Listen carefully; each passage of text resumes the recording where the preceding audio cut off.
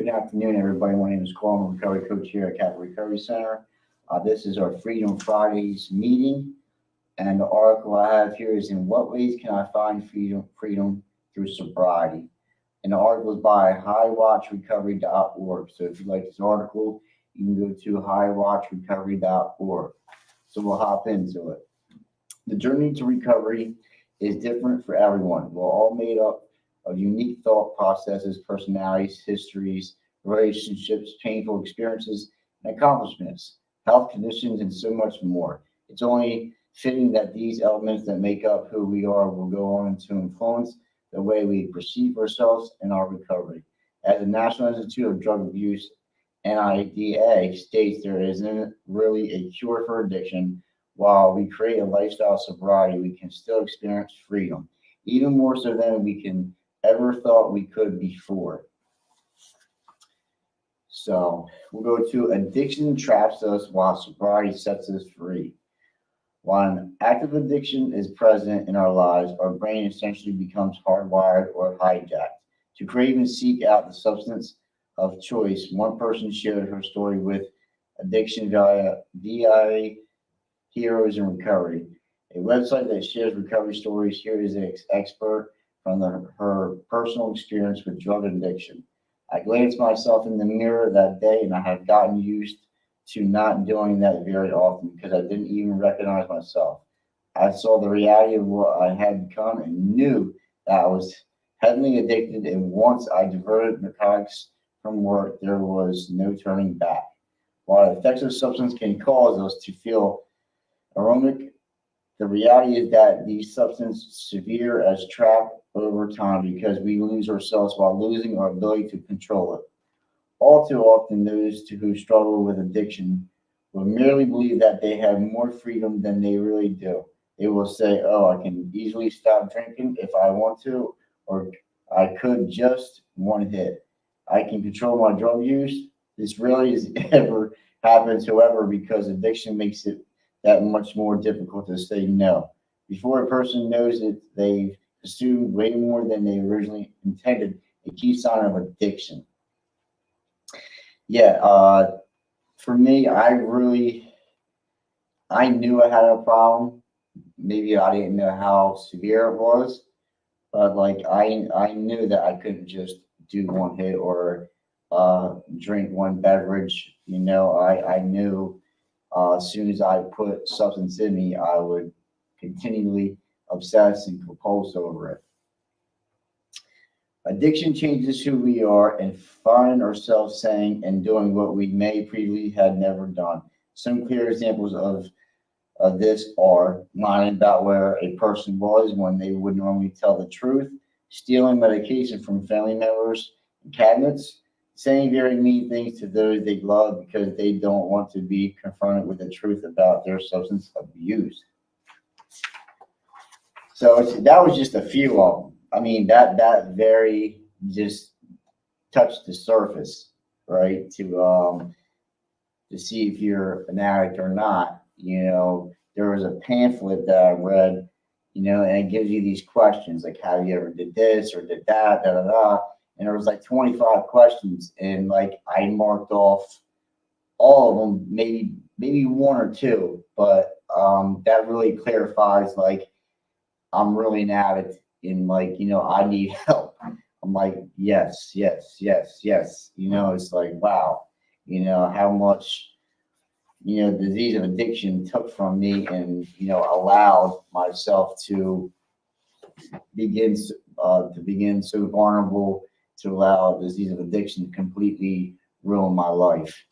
Um, Next one is seeking freedom. That's what we're looking for, seeking freedom. Sobriety gives us back the very part of ourselves that we lost through addiction. Rather than becoming distracted by seeking and using substance, we're present in our lives. We're there for the real moments with friends and family. We're better able to form memories. We're more capable of maintaining responsibilities because our attention is no longer forced to be diverted. Yes, drug addiction, alcohol addiction can divert us from taking responsibilities, maintaining relationships. It just everything is consumed around drugs and alcohol and chaos. Our perception and our thoughts and our thinking and everything in my being was around drugs and alcohol. Recovery is a lifelong process that involves learning and growth, but as we strengthen our mental, physical, and spiritual health, we become more confident of our purpose in life. No longer are we stuck in a endless cycle that hurts us and those we love. Over and over, instead, we are filled with so much love, support, and positivity that we are free to live a life that speaks to our heart and soul. 12-step programs are excellent part of treatment as they are led by many people in discover freedom and sobriety. And the author Greg D. book titled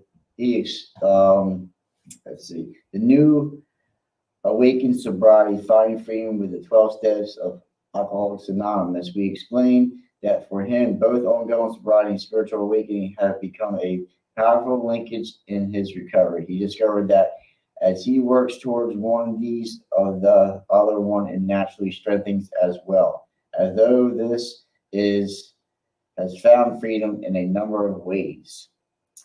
So there's a couple of parts here. It says his point of view has changed from one of self-centeredness to being a small part of a much larger picture. I like that. He views people, places, and events in relationships to others aspects of life and not just himself. Being more selfless than more selfish, right? Thinking of others than thinking of us. Putting people in front of us than, treating us second. A greater sense of tolerance and patience with others has developed, and he now finds himself drawn towards people rather than wanting to distance himself from them. 12-step programs emphasize the importance of acceptance of people, places, and events that are out of our control. All too often, addiction arises out of need to control something. We become entrapped in our emotions, upset over the way things should be, and we believe that self-medication will solve the problem. What we fail to realize, however, is that acceptance is that truly sets us free. In doing this, we become much more open to life. So I think my higher power is telling me something, right? Reading this. So don't get me wrong, we're not perfect and we were a continuous work in progress. And where I can struggle at is right what this is saying, right? Accept of people, places, and events that are out of our control. All too often, addiction arises out of a need to control something. We like to be in control, right? I don't like to put things in other people's hands. Like I can go to, if I want something done, I have to do it myself, right? Sometimes you do, but not all the time. That sense of control always allows us to always want to put our hands and want things our way. And something become entrapped in our emotions, upset over the things should be, and we believe that self-medication will solve the problem. So we're going through these things in recovery, right? And my coping skill in active addiction was using drugs and alcohol. So now I'm in recovery. So how do I deal with these things when they arise? Practice principles, acceptance, surrender, right? Patience, tolerance. So this is a new way of life, and we want freedom from active addiction, but addiction can arise in recovery also. It's like I've learned that it's not always about the drugs and alcohol, right? Since I've been in recovery, that's like one of the symptoms, right? It's me, how I react to things, my actions, the way I think, stuff like that, where I have to restructure myself, and it's some work, it takes some work. So create a lifestyle that builds a life you love. Don't wait any longer to start your sobriety journey. You'll find that so many beautiful direct and indirect benefits come from taking care of your health and well-being. Start your journey towards healing today. right? It says, this is the year to change your life from suffering due to the disease of addiction. You're thriving in the sunlight of the spirit of sobriety. As the world's first 12-step treatment center established in 1939, High Watch Recovery is dedicated to educating patients. So this is like an article from like a facility, right? And I grabbed these articles offline, and everything doesn't pertain to what we need to share, but like I think this is a great article, and why I think we made this meeting, my friend, my co-worker made this meeting up, is to we need, that's what our aim is, freedom from active addiction, freedom of the desire, freedom from the mental obsession, the mental, the physical, and the spiritual. We try to touch all one of those things so we can have freedom from self. We can't control our thoughts and our thinking and stuff like that. And our anxiety, depression, because it's like a co-occurring disease of drugs and alcohol, and the mental health aspect of it. Some things we don't have control over, and we have recovery to help us, maintain a good life. We have to do a lot of these things that are suggested to us, like counseling, therapy, 12-step programs, seeking a higher power, going to church, getting a mentor, getting a sponsor. Because I want to keep it on high. Like I have, we want to get a daily reprieve. Here today, right? It can be a good day, but tomorrow arises, right? So I don't know what tomorrow is going to bring. So I have a solid foundation, a network of all the recovering addicts, and I have these things structured, right? So when life shows up, I have something I can turn to instead of the drugs and alcohol, because that's what I was used to. I didn't have no coping skills. I had no coping strategies. I didn't really have a healthy support system. And if I did have some family and friends, I burnt them bridges. So it was my life was chaos and chaotic, and the thing I coped with, it was drugs and alcohol. I would suppress my feelings and emotions, didn't know how to cope with them, and I would use, and I would cause more pain, more suffering, and I was like a prisoner in my own mind. I self-made prisons, right? And I didn't know where I can get my freedom from. I didn't know where I can turn to get help. Like I had like ideas, right? But like for me, in my mind, I was the worst of the worst, and there's no way I can get clean and sober or live a life without drugs and alcohol. I made these walls up, and I built this bridge so high that I was counting myself out before I even tried to get clean. So like seeking that freedom is through, for me, a higher power, through sponsorship, counseling, therapy. Sometimes some medications need to be, we need certain medications. I've learned also that, I try to not narcotics, right? But there's some people I have to.